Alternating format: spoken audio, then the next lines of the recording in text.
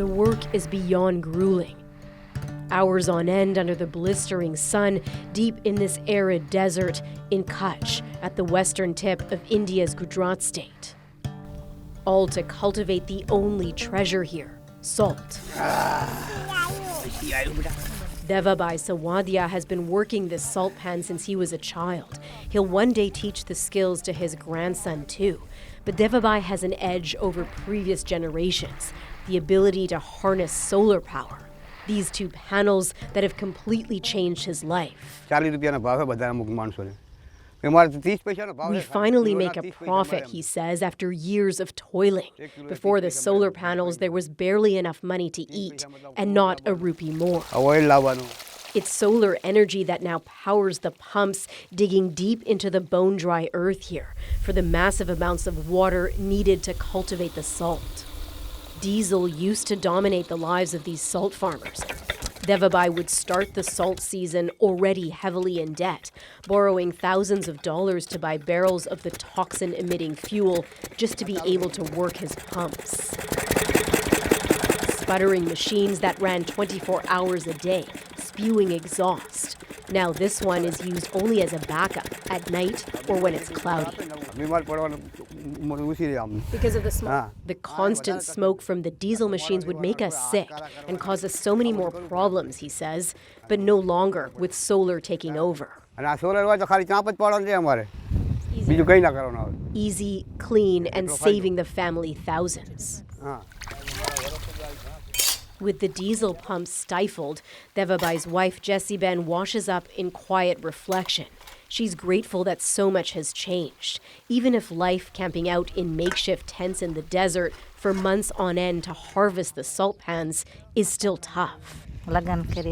We built a bigger home in town and threw a big wedding for our son, she says. And still we have enough money left over for our setup here.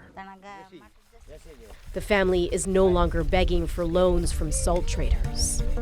That's why solar panels have multiplied all across this vast expanse of white salt plains, where much of India's table salt is made. The world's third largest producer of the staple, taking full advantage of the blaring desert heat and reaping the benefits.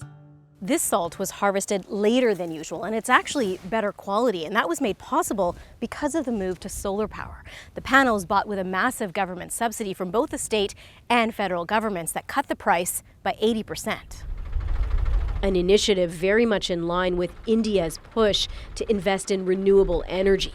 The idea is to slowly wean the country off its reliance on coal.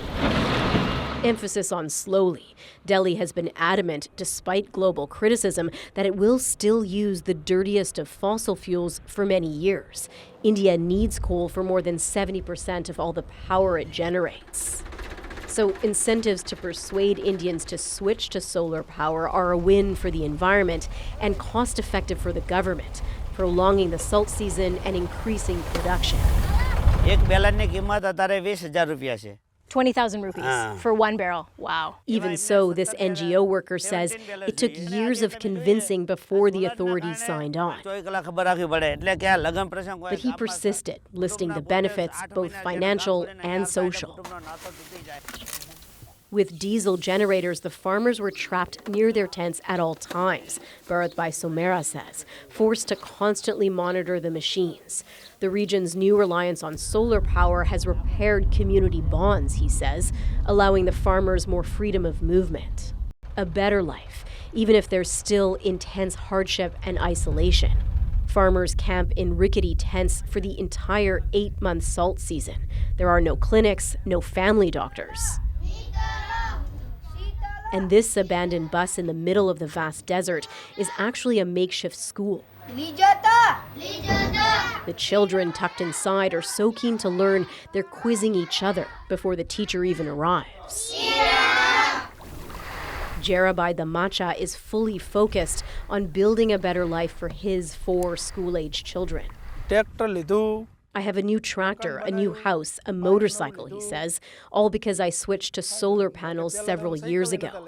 Before that, we couldn't even afford to buy a bicycle. Far from the desert in his village, he takes me past his old home before rounding the corner to show off his new one. All shiny bricks and much more room. I'm benefiting, he says proudly, making more than double what I used to. A new reality that was foreign to the salt farmers who came before him. Many here say their grandfathers had lives filled with sadness in this desert. But now, after solar, there's pure joy.